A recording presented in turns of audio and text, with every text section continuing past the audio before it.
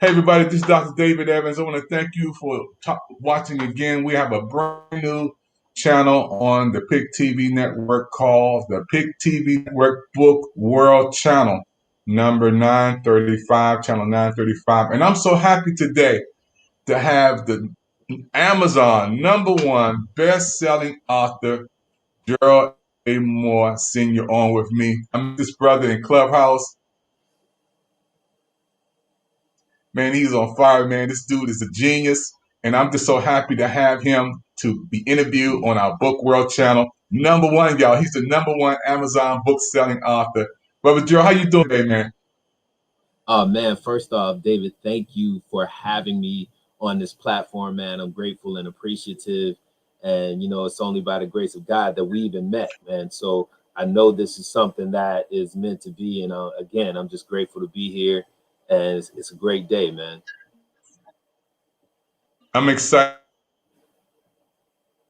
for you, man. We met in Clubhouse on the other day, and you was moderating, and I was just hearing you do such a professional job. You being in Black History Month and see a young man out there, telling your book story, man. And you gave a big shout out to the PIC TV network, man. What made you want to do that for us and our network?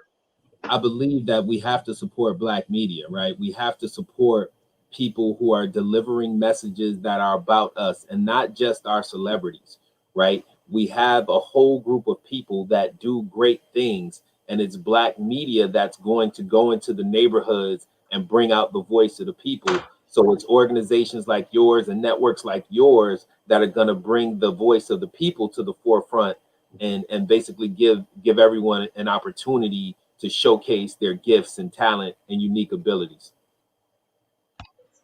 Yeah, the PIC TV network is all about, partnership and networking. And, we have a motto where we have inspiration, information, education, and entertainment. That's the four wheels of the PIC TV network. So we bring people to a new level of information and watching television. And I'm so happy again you decided to come on our network, man, and to be showcased on our book channel, man. This is an amazing blessing you on. Let's talk a little bit about you as a family man. You were sharing your story on the other day. Tell us a little about who is Gerald A. Moore, where you started and where you are now.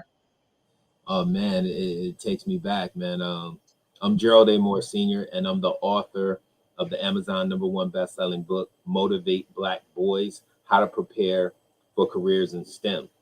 And this came about like I was a teen father. I was a teen father at 17 years old, and I have full custody of my son. And at that moment, it triggered something in me where I had to change the narrative of what the baseline would be for his life would be predicated on what I did with my life. So at that moment, having a son in high school, I realized that, hey, you have to be a man now. You have to take charge of your life. You have to change everything that you had done up until this point. I was a struggling high school student. I graduated high school with a 1.69 GPA average, but I had this engineering thing in me. And fortunately for historically Black colleges and universities, I was able to get into Norfolk State University where I tested into the engineering program. And I found myself 5 years later with an electronics engineering degree. And a couple years after that, I found myself in Washington, D.C., working for the top consultant firms in the world with a six-figure salary. So as a first generation college graduate, I had changed the narrative for what it had been for my family. And expanding from that, I have 5 children. My son, who, based on my history, I was supposed to be in jail on that school to prison pipeline. Having a son when I was 17 years old, trajectory of his life was supposed to be he was going to be in prison, but he is a college graduate. So he's a second generation college graduate. Not only that, my son received a full college scholarship to play football at Ohio University and was an All-American. My next daughter, Andrea, beautiful girl, 19. She is a tennis player at Virginia Tech University. My daughter Lauren is a musician and she's in college. And I have twins that are 5 who are sophomores in high school, and they're equally as talented. Jaden Jordan. Jordan's a basketball player, pretty great talent. And my daughter Jada is a dancer. So we're very into the arts and sports, and, love my children. And I believe that, Black men given the opportunity to be family men and having mentors and having people who believe in them, will change the trajectory. And I'm just out here trying to showcase that, Black men are family men, and we do take care of our families, and we're very much ingrained in our communities. That's an amazing blessing, man. And to hear you share that information with people around the world, I have nothing but big respect for you. Being an African American young man, not in prison, not out there strung out, not trying to rob and kill nobody, but also doing the right thing. For our generation, for our people, it's just a blessing. And when I heard you in Clubhouse moderating the other day, we had about almost 200 or 300 people on. Man, and the way you carried yourself and you respected everybody who came up to the stage, and when you start sharing your testimony, man, how from Baltimore and the mom, how she raised you guys, and how you took a couple of turns and came out good. What made you write this book? This book, which is a #1 seller right now. Yeah. That's motivating young Black men. Well, as you stated, like I wasn't, as a young man, like I could have went either way. Like at 12, I had my first police encounter. At 14, I got expelled from school. At 15, I did the Scared Straight program in Rochester, New York. And again, at 17, I had my first child. So I wasn't on a trajectory to be the man I ultimately became. But what I realized, again, having my son and realizing that my life would be the baseline for his life. And, I grew up in a family. Like my father was there. I call my father was beautifully flawed. He had this, and this is in the book, he had this quote, "Do as I say and not as I do." But my father worked hard, but he drank every day. He's functioning alcoholic. Later on in his life, he, got subject to drug abuse. And but I saw him work hard. And while I was doing what I was doing in my neighborhood, growing up in a low income neighborhood, going to low income schools, I never had a Black male educator my whole K through 12 career. And the data says that if you have a Black male educator in a young Black male's path, you increase the graduation rate of that young man by 30%. But right now, the graduation rate for Black males is 55%. So what I wanted to do with the book is showcase that transformation from me virtually going down the path of being a juvenile delinquent to having a child and becoming an engineer, and the fact that I wasn't even the smartest one in my community. Like I made it out, but I was not the smartest one in my community.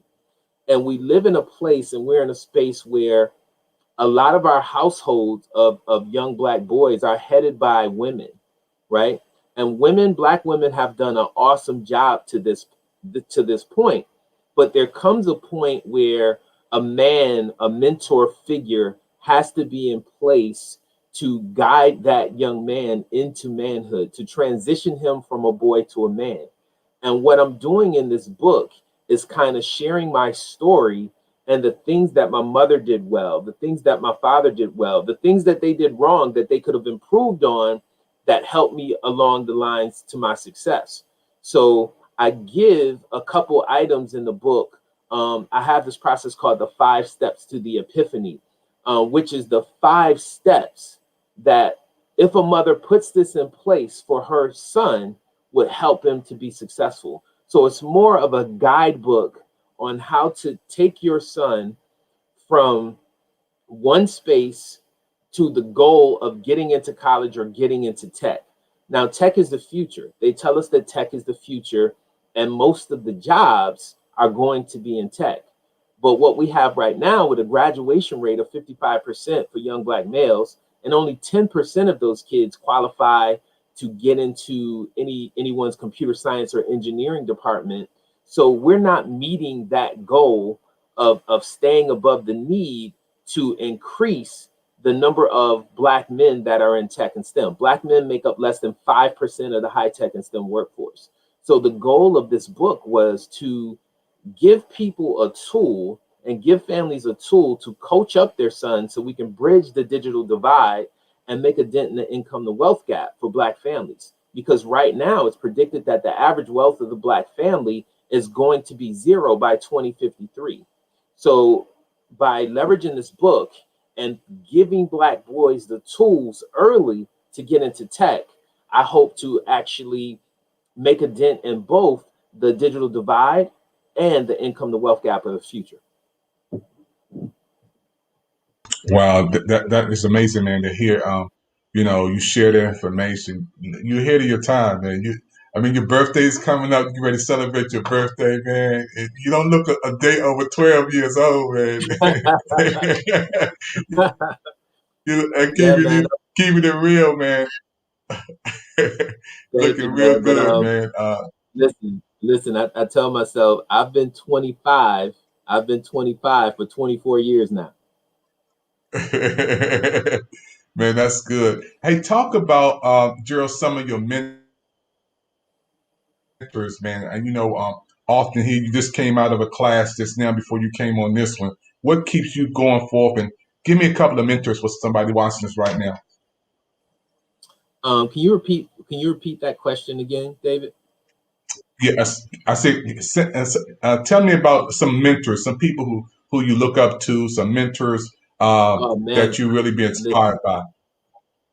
so I have a huge Black family. Now, number one, I'll say my father, and I talk about my father a lot. And some people may think I talk about my father in a negative way because I mentioned that my father struggled with drugs and alcohol. But this is a man who I know loved his family. He worked hard all of my life, so I saw him work, right? And my father was born in the middle of 12 children. So he's in the middle of 12. He lost his parents when he was 11 or 12 years old. So him and his siblings basically raised themselves. My father was born in Georgia and met my mother in Rochester, New York.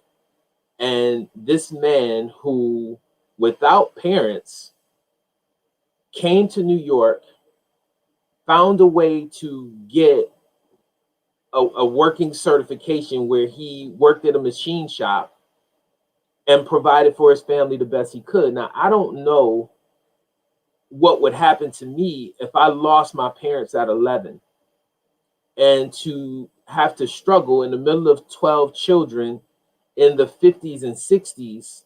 Like, I don't know what that does to a man. But for my father to have done what he did for me, I always had a home.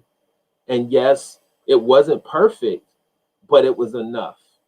He taught me some skills that, I didn't realize that he was teaching me until I was 24, 25. And I realized, wow, man, I don't believe that, I've made it this far and I've overcome these things. So my father, number one. My mother was the oldest of 9, and my mother had 6 brothers. And, a lot of them struggled with drugs and alcohol, but they were creative. They were builders. Like, my uncles taught me how to build. I watched them work on stuff. I watched my father work on stuff. So, in my beautifully flawed family, there were tips and tricks and tools that I was able to leverage, and they always spoke to me, in a means where, Gerald, I'm like this, but you have an opportunity not to be like this. They provided me with mentorship and guidance, even in their flaws. So I was able to look at their flaws, and they were able to teach me, well, Gerald, I do this, but you have to be better than me. So I'll start there. Then I was a sports. I loved sports. I love sports. So I started playing football real young, and I had coaches in my life. Like, I had a coach, RIP, rest in peace, Coach Carl. And when I was playing junior Pee Wee football, when you're 7, 8 years old, the coaches are allowed to be on the field. But Coach Carl when they put our team together, Coach Carl said, we're not going on the field. That's what practice is for. And Gerald, you're our quarterback, and you're going to lead us. So I had people pouring into me as early as 8 years old to be a leader of men. And I'll never forget, after one game, we had played a team, and their coaches was on the field. You could have two coaches on the field. Our coaches never stepped on the field. We destroyed this team. And when we're going through the line at the end of the game and we're shaking hands, like Coach Carl, like when we came onto the field, I would be in the front of the line. But when we finished the game, I would be at the end of the line. So we're walking through and we're slapping hands, and I get to the coaches at the end, and the coach says to my coach, Coach, that was a great game you called. And my coach said to him, I didn't call that game. My quarterback called that game. And he said, you mean to tell me we got destroyed by an 8-year-old? And from that day on, like, I knew that I could lead. And that's kind of what I do today. Like, it's about leadership. And I believe that I'm a leader of men. And that's what this book about. That's what my nonprofit is about. And just the guidance I've had along the way from coaches and peers and mentors. And I loved hanging around older men. So when I got through, you know, my childhood and the plight and growing up in bad neighborhoods, and man, to be quite honest, I don't even know how I made it, to be quite honest, because by the time I was 18 years old, I knew 15 boys that grew up in my neighborhood and in my community that I played sports with, that I knew had personal relationships with, that I played basketball with, that were murdered by the time I was 18. So, you know, there were a lot of circumstances that could have pushed me and far the other way. Like, I had friends that were drug dealers. Like, I had friends but, you know, looking at what my outlook was, and especially having a kid and what I wanted my life to be. And when I finally decided to take control of my life, and then I knew that I had to go back and be a mentor to others. So I definitely had, you know, in the sports arena and my family, you know, Black men who were mentors to me, even in their flaws.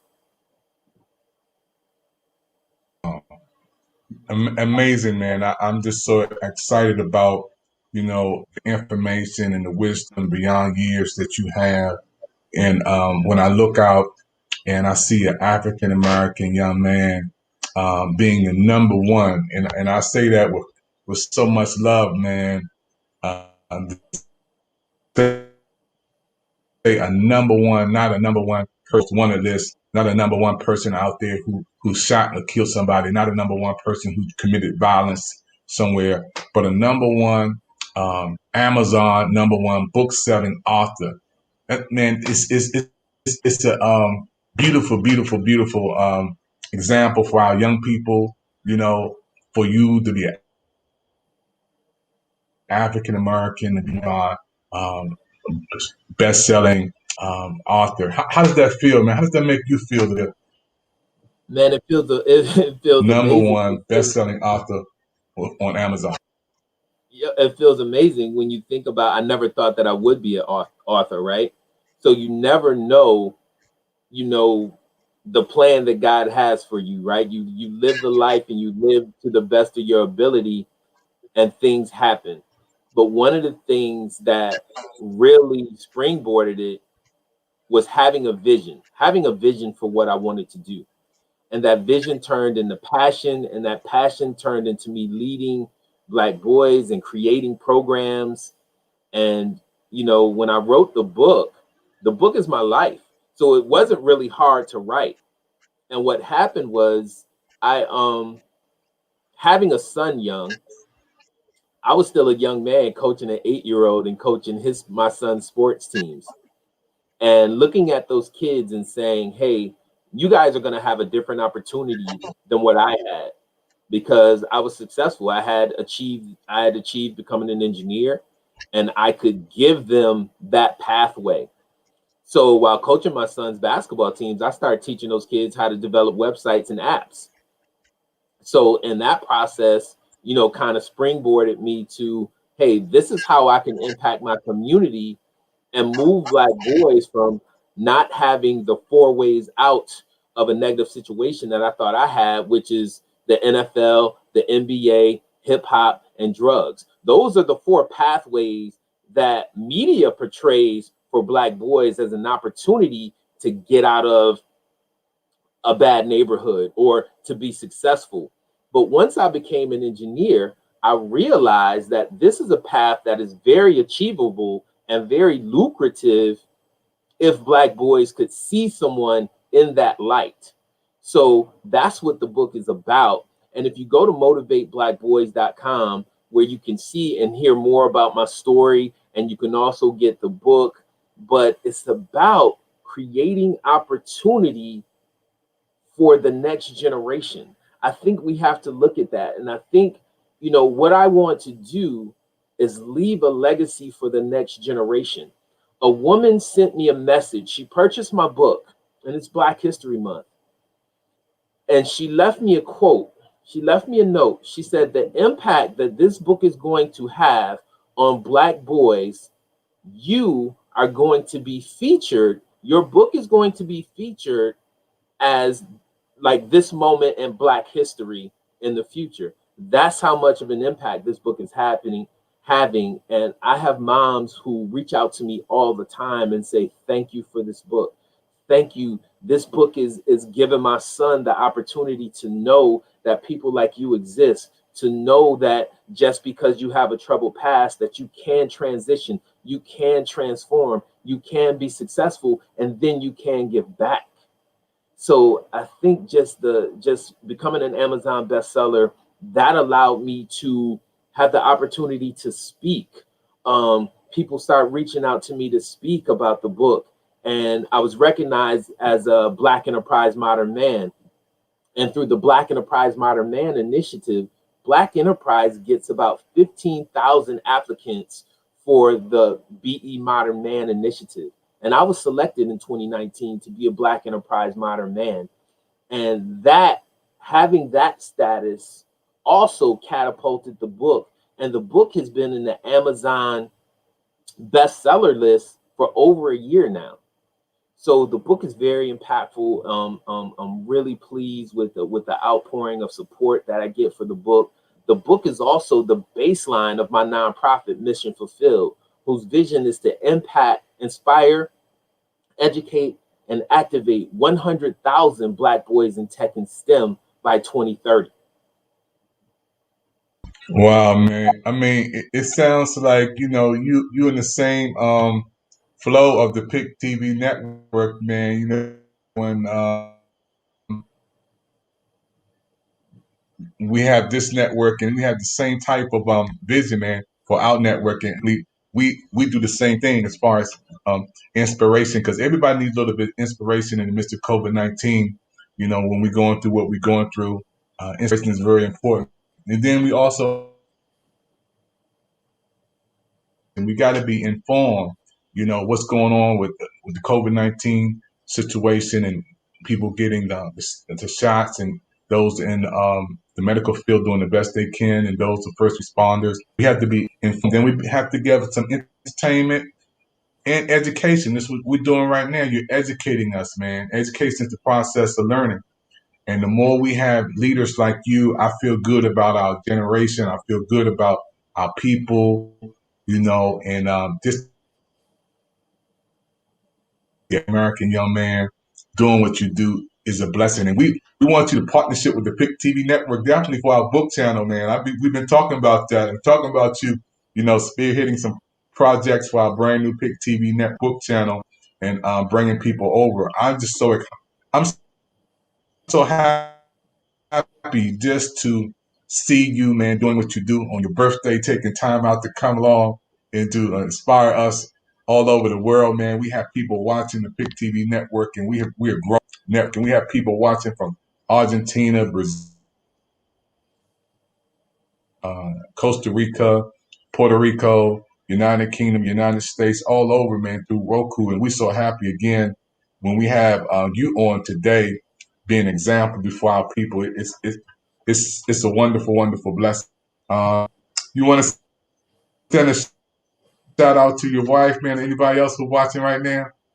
Oh man, I'm definitely grateful for my wife, man. Like she's my rock because I'm out here speaking and I'm out here pouring into a lot of other people, and a lot of my time is dedicated, outside of our home and pouring into other people and trying to be an inspiration for other people. So definitely, like I have much and great appreciation for my wife. She takes care of me. She keeps me. You say I look young. It's because of my wife that I can look this way, and how she feeds me and nourish me, nourishes my body and my mind. So I'm definitely grateful to have her. And my kids keep me youthful, man. My kids keep me youthful, and all of the young men that I work with my nonprofit and through Mission Fulfilled. Like Mission Fulfilled is doing great things, and if anybody's interested and you have a young man and you're trying to get him on a tech path, definitely check out missionfulfilled2030.org. And everybody out there, if you want to see the development of young Black males and give young Black males the opportunity to be competitive, definitely missionfulfilled2030.org. Make a donation and support. I also, through the book, all proceeds from the book Motivate Black Boys are donated to Mission Fulfilled. So this is not about me. This is not about me making money. This is about me creating opportunities for Black boys in the future. And that is the goal and the vision that I see for the book. And book 2 is coming out third quarter. Motivate Black Boys is the title. Self-discipline for Black boys is the subtitle. So we're going to continue this book series and complete whole young men. Whole young men. We have the ability. We have the capability. We just need a little leadership. We need a little leadership and a little support. And when we lead with love, we can change the narrative of young Black males.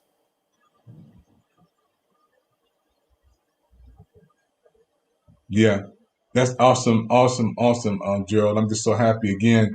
Um, I see some of the books behind you, man, in that bookshelf. Can you pull one of the books down, behind you right quick, man? And yeah, put it towards that camera, and I'm gonna highlight how I'm gonna like that so they can see that thing. Right off of it. Motivate Black Boys. I cover my face because my face on the book. Motivate Black Boys. How to prepare for careers in STEM. Amazon bestseller right there. Boom. So man, it's an awesome book, and the feedback, like nothing is more special than when I get notes from parents or parents send me pictures with their sons holding the book. Like it's life changing for me, and every time I get one, I kind of tear up because this is something that I wasn't planning. Like it was something that I never dreamed of writing a book. I never dreamed of leading a digital tech revolution for Black boys. Like that's what this is. I am leading a digital tech revolution for Black boys. And I think that in the amount of Black men in tech that are reaching out to me and saying, hey, Gerald, how can I be a part of this? I would love to be a part of this as a mentor, as a coach, as an educator. And listen, Black males make up less than 2% of the public school workforce. So if we don't have Black men in our schools, where are Black boys? Who's training our Black boys? So through Mission Fulfilled and the Tech School for Black Boys and the Motivate Black Boys movement, we're going to have Black men who are teaching Black boys, though out of school, but we will have Black boys that have Black men and mentorship and education roles in their lives. So everyone, if you're a mother and you're struggling with your son and you want to get a Black man in front of him and to show him that, hey, there's something else in life, and Black men we are excellence. We are Black excellence. Missionfulfilled2030.org. If you want to expose your Black boy to a positive read and a guide where you can coach him through success, Motivate Black Boys. Right? There's not else much more I can say than that. But this is a mission. This is a movement to change the narrative of the young Black male through digital high-tech technology taught by Black men. Sure. And man, it's our time. When I see you on, doing what you're doing now, and the Pick TV Network Book World channel. You know, you're making history by showcasing the book to educate, to inform. Our young men need this. You know, growing up in D.C. all of my life, went to Cardozo, Raymond Elementary, Lincoln Junior High School, Cardozo, UDC, Washington Bible College, taught some other schools, and also being a giver back through Marriott Chocolate High School, did sub teaching there. I'm just so encouraged, man, when I look at you and being a president of a television network. I'm so happy, man. You just don't know how good I feel by having you to come on the Pick TV Network, the Book World channel, and showcase what you have to offer our people from an educational standpoint. It's just a beautiful, beautiful blessing. We're going to take a break. We're going to come back in part 2. Can you just give people again, those who are watching right now, Gerald, your number or email once again, those who want to write down and get the book? If you guys want to get the book is for sale on Amazon, or if you want a signed copy, you can go to motivateblackboys.com, motivateblackboys.com. And through that, you can purchase the book and get a signed copy. Again, all donations are donated to Mission Fulfilled 2030, which is the nonprofit organization built to inspire, educate, and activate Black boys in tech and STEM. And we create opportunities for Black boys in STEM that are taught by Black men. So motivateblackboys.com. There you have it. We're so happy today to have the #1 Amazon bestseller author with us today on the Pick TV Network Book World channel, our brother, our friend, Gerald A. Moore. Thank you, sir. We're going to come back in part 2 right after this.